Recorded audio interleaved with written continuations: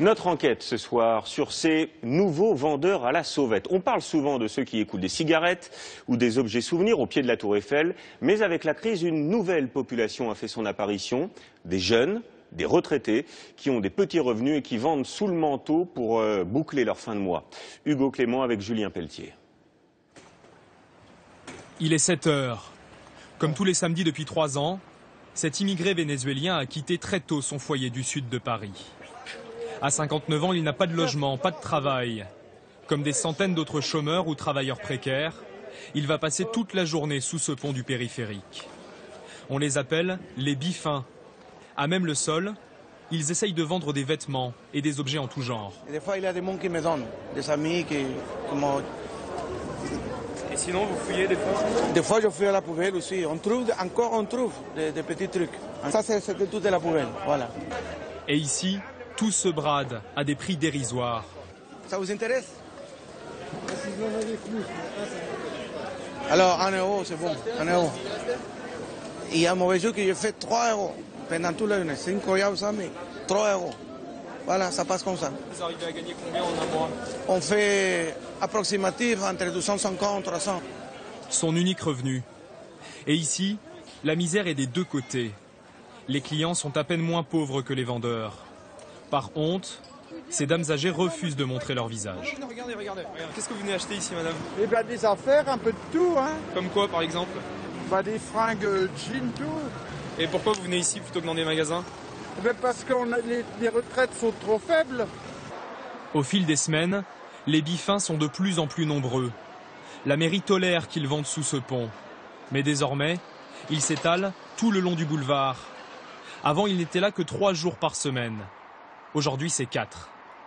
Nous pénétrons le marché sauvage en caméra cachée. Ici, on trouve même de la nourriture, comme ce paquet de pâtes. Mais le plus étonnant, c'est qu'il y a aussi des produits frais. Ces deux vieilles dames vendent du fromage, des yaourts, des pizzas et même de la viande.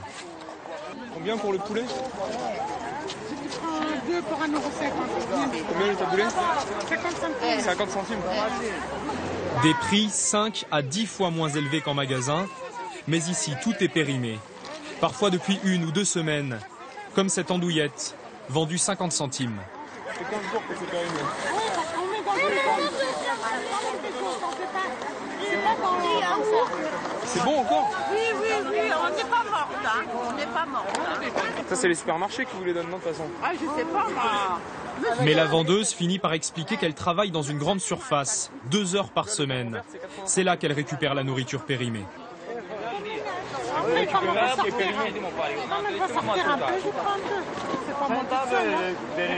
Tous les gens du magasin, ils prennent les... Oui, on prend. Bien sûr, après, on achète quelque part, mais on prend.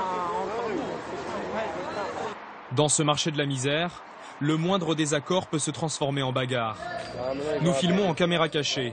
Sous nos yeux, 2 vendeurs clandestins se battent pour un emplacement. L'un d'entre eux est armé.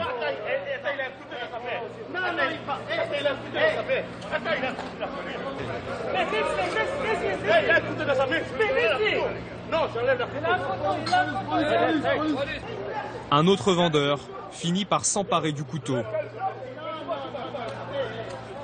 Cette fois-ci, pas de blessés, mais ces violences sont fréquentes et la vente à la sauvette est un délit puni de 6 mois d'emprisonnement. Alors la police tente de repousser le marché sauvage. Plusieurs fois par jour, elle fait remballer les étals de fortune. Mais malgré le renfort de la garde républicaine à cheval, rien n'y fait.